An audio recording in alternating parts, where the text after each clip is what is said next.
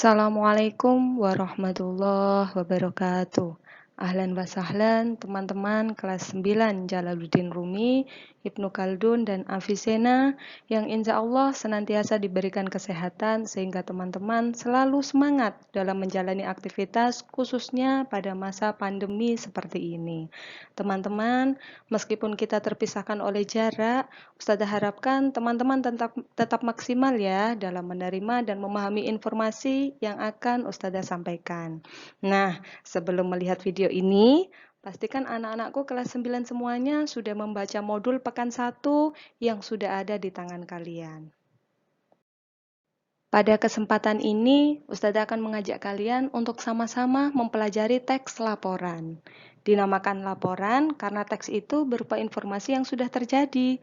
Jika belum terjadi, maka hanya disebut perencanaan. Ustazah ulangi sekali lagi ya, teks laporan adalah teks yang berupa informasi yang sudah terjadi. Tentunya pasti berupa informasi yang berdasarkan data dan fakta. Dulu di kelas 7, teman-teman semuanya sudah mempelajari teks laporan. Masih ingat kan laporan apa yang kalian pelajari di kelas 7 dulu?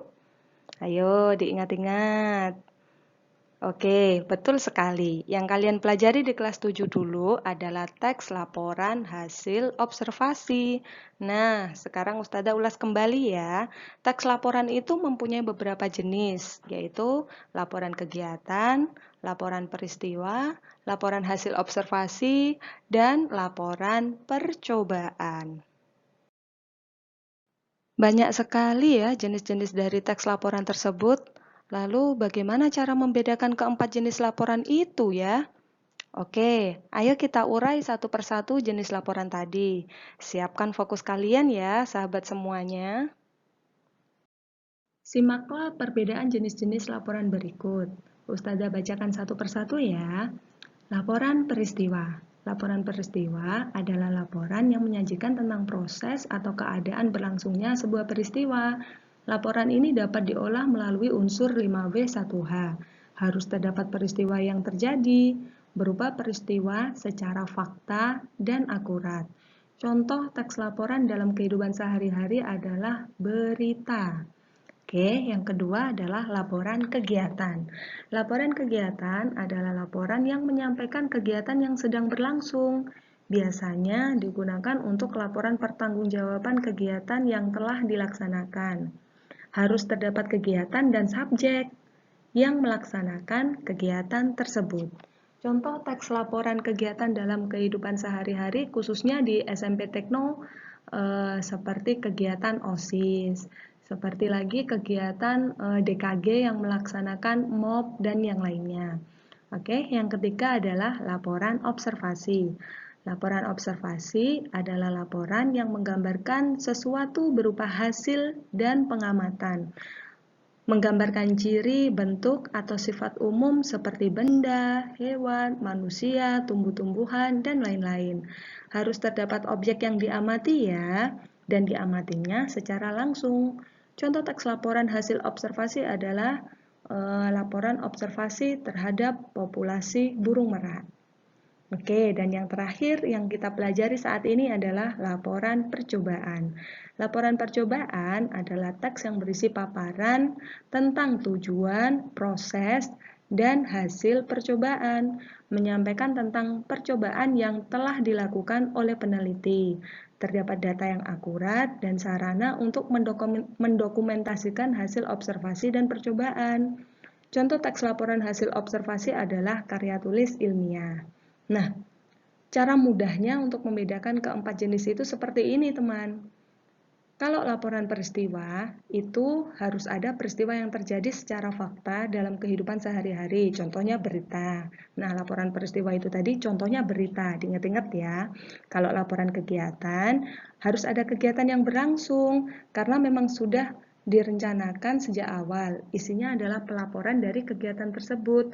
Contoh, kegiatan Older Learning ke Jogja. Maka laporan kegiatan ini berupa informasi dari awal pemberangkatan sampai di Jogja jam berapa dan sebagainya, melakukan aktivitas apa saja. Semuanya rinci disampaikan. Nah, selanjutnya adalah laporan hasil observasi. Ini hampir sama dengan laporan percobaan. Bedanya, laporan hasil observasi itu harus ada sesuatu yang diobservasi. Contohnya adalah awal masuk ada virus COVID, sebelum diresmikan nama virus itu adalah COVID-19, pasti ada yang melakukan observasi terlebih dahulu untuk mengenali virus ini bagaimana.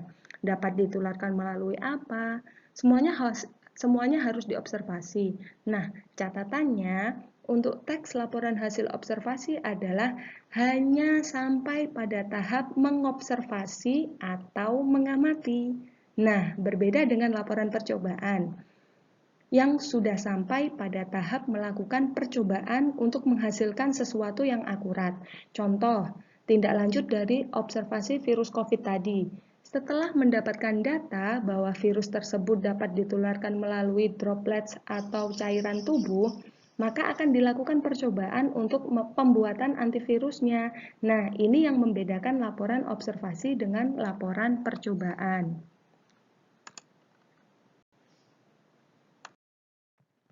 Anak-anakku paham semuanya kan perbedaan 4 jenis laporan tadi? Jika belum paham, dapat diulangi dari awal lagi ya sebelum memasuki tahap selanjutnya ini. Yang sudah mengantuk, ayo semangat kembali. Kita lanjut fokus pada laporan percobaan saja ya. Karena di kelas 9 ini, kalian hanya akan mempelajari teks laporan percobaan. Teks laporan percobaan adalah teks yang berisi paparan tentang tujuan, proses, dan hasil percobaan, menceritakan tentang percobaan yang dilakukan oleh peneliti. Seperti penjelasan Ustazah di awal tadi, jika laporan percobaan itu sudah sampai pada tahap melakukan sesuatu. Contohnya adalah ketika kalian di kelas 8 dulu. Salah satu syarat kenaikan kelas adalah membuat KTI. Nah, KTI tersebut adalah salah satu bentuk dari teks laporan percobaan.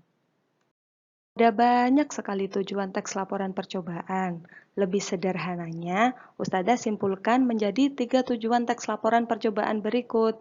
Yang pertama, memberitahukan atau menjelaskan kegiatan pengamatan yang sedang dilakukan. Menjadikan sumber informasi yang akurat dan terpercaya, karena disusun berdasarkan data dan fakta. Dan yang terakhir, menjadikan sarana untuk mendokumentasikan hasil kegiatan observasi. Untuk mengenali teks tersebut merupakan teks laporan percobaan, kita simak ciri-cirinya berikut ini. Yang pertama, bersifat objektif, global, dan universal. Objek yang akan dibicarakan adalah objek tunggal, ditulis secara lengkap dan sempurna, ditulis berdasarkan fakta sesuai dengan pengamatan yang telah dilakukan. Informasi teks merupakan hasil penelitian terkini yang sudah terbukti kebenarannya, jadi jauh dari kata hoax. Dan yang terakhir, tidak mengandung prasangka atau dugaan atau berpihak yang menyimpang dan tidak tepat. Teman-teman semuanya harus bisa menuntaskan materi laporan percobaan ini ya. Tanda bahwa teman-teman sudah menuntaskan materi ini jika teman-teman dapat memahami isi teks laporan percobaan dengan mengerjakan latihan soal dengan kisi-kisi berikut. Yang pertama, menentukan makna kata. Jadi nanti disajikan penggalan teks laporan percobaan, nanti kalian diminta untuk menentukan salah satu makna dari kata yang ada pada cuplikan laporan percobaan tersebut. Yang kedua, menentukan informasi tersurat. Yang ketiga, menentukan ide pokok. Yang keempat, menyimpulkan isi teks. Dan yang terakhir adalah meringkas isi teks. Oke, kita simak latihan soal yang pertama, yaitu dengan kisi-kisi menentukan makna kata pada teks. Oke, ini kita baca bareng-bareng ya teksnya. Saat ini Indonesia masih terhitung ada pada tingkat rendah dalam mengadopsi alat digital. Namun, beberapa daerah telah menunjukkan usaha yang cukup signifikan dan patut diapresiasi dalam penyebarannya. Yang ditanyakan adalah makna kata signifikan dalam teks tersebut. A. Mendasar, B. Berarti, C. Tinggi, dan D. Maju. Oke, Ustazah hitung 3 detik. Ayo kita pikirkan bareng-bareng apa maksud dari kata signifikan. 1, 2, 3. Oke, jawabannya adalah B. Signifikan itu berarti. Dalam Kamus Besar Bahasa Indonesia sudah jelas. Kalau kita megangnya kamus, pasti akan mudah untuk mengetahui makna dari kata tersebut. Signifikan itu berarti. Lah Ustazah, bagaimana jika kita sedang tidak bawa kamus? Bagaimana cara mudahnya untuk menentukan makna kata tersebut? Ada cara yang bisa kita lakukan. Oke, kita lihat kalimat yang terdapat kata signifikan adalah kalimat kedua. Namun, beberapa daerah telah menunjukkan usaha yang cukup signifikan. Kita garis bawahi, usaha. Kata depannya signifikan adalah usaha. Masa iya usaha itu mendasar? Maksud dari jika kita ubah signifikan, kita ubah menjadi pilihan A, B, C, D tadi. Usaha yang cukup mendasar. Usaha cukup mendasar, logis nggak sih kalimatnya? Kan enggak ya? Oke, Kak, berarti A salah. Kita lihat yang B, usaha cukup berarti. Usahanya berarti, usaha yang dilakukan tadi sesuatu yang berarti. Oke, benar kan ya? Kita lihat yang C, usaha cukup tinggi. Usaha yang dilakukan cukup tinggi. Cocok nggak dengan kalimat ini? Rasanya kok kurang cocok ya, meskipun ada bisa jadi sih, tapi kurang cocok. Kita lihat yang D, usaha yang cukup maju. Usaha kan baru aja dilakukan, belum ada kelanjutannya, belum ada hasilnya. Maka yang paling tepat adalah B, usaha yang cukup berarti. Signifikan adalah berarti.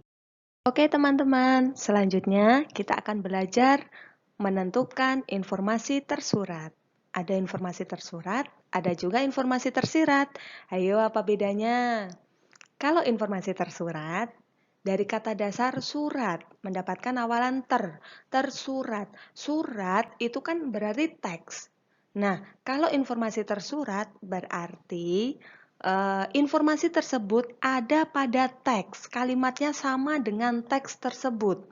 Nah, sedangkan informasi tersirat itu adalah informasi yang ada pada teks, namun kita harus melalui tahap mencari kesimpulan dulu. Jadi informasinya ada di teks, namun kita harus membaca teks tersebut, kemudian menyimpulkan sendiri. Oh, maksud dari teks tersebut adalah begini. Nah, itu informasi tersirat. Kalau informasi tersurat, kalimatnya sama dengan teks, tanpa perlu mencari kesimpulan dulu. Oke, contoh soalnya seperti ini. Kita baca bareng-bareng ya teksnya. Pada tahun ini, petani tidak mengalami masa panen karena kemarau yang panjang, sumur kering sehingga tidak dapat dipakai untuk menyiram. Tanah-tanah juga retak karena kekurangan air. Di samping itu, petani tidak dapat mendapatkan aliran air yang cukup karena sungai-sungai mendangkal. Nah, itu teksnya. Pertanyaannya adalah, informasi yang tersurat dalam teks tersebut adalah, oke, ingat ya, informasi tersurat berarti ada di teks. Kita lihat jawaban A. Petani tidak panen karena sumur kering. Ada nggak di teksnya? Ada ya. Kalimat kedua, sumur kering sehingga tidak dapat dipakai untuk menyiram. Ya kan? Ada di kalimat kedua. Oke, kita simpan dulu pilihan jawaban yang A. Kita lanjut ke pilihan B. Jangan gegabah dulu, meskipun ada pada teks, kita harus melihat pilihan selanjutnya. Kita lihat pilihan B. Petani tidak panen karena musim kemarau. Kita lihat, ada nggak di teksnya? Ada ya, kalimat pertama, pada tahun ini petani tidak mengalami masa panen karena kemarau yang panjang. Sebab petani tidak panen karena musim kemarau. Ada kan di teks kalimat pertama? Oke, kita tahan dulu. Ustazah, A sama B semuanya ada di teks, terus pilih yang mana? Tunggu dulu, kita lihat pilihan yang C. Petani tidak panen karena tanah retak. Ada di teksnya? Oke, ada di kalimat ketiga ya. Tanah-tanah juga retak karena kekurangan air. Loh Ustazah, ketiga-tiganya ada di teks. Bagaimana ini? Kita lihat yang pilihan yang D dulu. Petani tidak panen karena sungai mendangkal. Oh, ternyata kalimat D itu juga ada di teks loh, kalimat keempat. Lah, terus bagaimana? Jawabannya yang mana? Jawabannya adalah pilih sebab pertama. Sebab utamanya petani gagal panen. Sumur kering disebabkan karena apa? Karena kemarau yang panjang, iya kan? Kemarau yang panjang menyebabkan adanya sumur kering, tanah-tanah retak, dan sungai-sungai mendangkal. Itu adalah akibat dari akibat dari kemarau yang panjang, iya kan? Nah, berarti kesimpulannya jawabannya adalah B. Yang menentukan petani tidak panen adalah karena musim kemarau, bukan karena sumur kering, bukan karena tanah retak, juga bukan karena sungai mendangkal, karena sebab utamanya adalah musim kemarau. Gampang kan teman-teman? Teman-teman tertarik kan mempelajari trik-trik cara mengerjakan soal bahasa Indonesia? Nah, supaya kalian bisa lebih memahami, silahkan kunjungi channel YouTube-nya Ustazah. Nama channelnya Nur Imamah Ipmawati. Nanti di sana akan ada video khusus untuk pembahasan materi bahasa Indonesia. Jangan salah paham ya, ini bukan promosi loh. Kalian tidak usah subscribe juga nggak apa-apa kok. Yang penting kalian lihat video pembahasan itu. Oke teman? Jika teman-teman sudah sampai pada tahap mendengarkan atau melihat video ini, kalian pause dulu ya videonya. Silahkan kembali ke modul pekan 1 yang sudah Ustazah bagikan kemarin.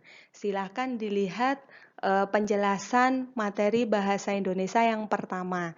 Di situ tertera ada latihan soal. Ada 2 kali latihan soal. Latihan soal yang pertama esai, latihan soal yang kedua pilihan ganda. Silakan dikerjakan kedua-duanya, oke? Jika sudah dikerjakan, silakan hubungi Ustazah, japri WA-nya Ustazah. Bukti kalian sudah mengerjakan soal yang ada pada modul tersebut. Jika kalian sudah mengerjakan modul tersebut, silakan kembali ke video ini lagi. Pada kompetensi dasar ini, yang harus kalian lakukan adalah membuat video reportase laporan percobaan. Masih ingat kan dulu di kelas 8 kalian sudah membuat KTI? Nah, video KTI tersebut silahkan diperbaiki jika masih terdapat kesalahan. Nah, contohnya perhatikan video ini. Jika videonya sudah siap, silakan upload di YouTube dan kirimkan linknya ke Google Classroom. Nanti kodenya akan Ustazah share di grup WA ya. Harapannya Ustazah, di materi laporan percobaan ini, kalian akan berproduk. Produknya adalah membuat video presentasi KTI. Kalian kan sudah membuat, ya kan? Di kelas 7, di kelas 8 dulu. Nah, silakan diperbaiki jika video kalian masih ada yang kurang. Bentuknya nanti seperti videonya adik kelas kalian, videonya Debbie Humairah. Nah, kalian nanti ubah video kalian seperti itu. Jika sudah siap, silahkan diupload di YouTube, linknya kirim ke Google Classroom, nanti kodenya akan Ustazah share di grup. Nah, berarti di materi ini kalian sudah melakukan 2 kegiatan sekaligus. Yang pertama, mengerjakan modul. Yang kedua, membuat video presentasi KTI. Alhamdulillah teman-teman, materi di pekan ini sudah kita lewati. Semoga teman-teman memahami penjelasan dari Ustazah tadi ya. Jika belum paham, dapat diulang kembali videonya. Pada materi ini, kita sudah melakukan 2 kegiatan sekaligus, yaitu mengerjakan modul dan membuat video presentasi KTI. Tugas yang Ustazah berikan ini bukan untuk membebani kalian loh ya. Ingat, bukan untuk membebani kalian. Tujuannya Ustazah adalah melatih dan mengembangkan kemampuan kalian, supaya kalian mendapatkan pengalaman yang beragam sebagai bekal dan proses untuk menjemput kesuksesan kalian kelak. Kalian semuanya ingin sukses kan? Nah, supaya kalian senantiasa semangat menjemput kesuksesan kalian, ingat prinsip 4K berikut. Kerja keras, kerja cerdas, kerja tuntas, dan kerja ikhlas. Semoga semua yang kita lakukan dengan penuh keikhlasan ini mendapatkan hasil yang terbaik dan dicatat sebagai amal kebaikan oleh Allah Subhanahu wa Ta'ala. Amin, amin, ya Robbal 'Alamin. Demikian video penjelasan dari Ustazah, semoga bermanfaat. Assalamualaikum warahmatullahi wabarakatuh.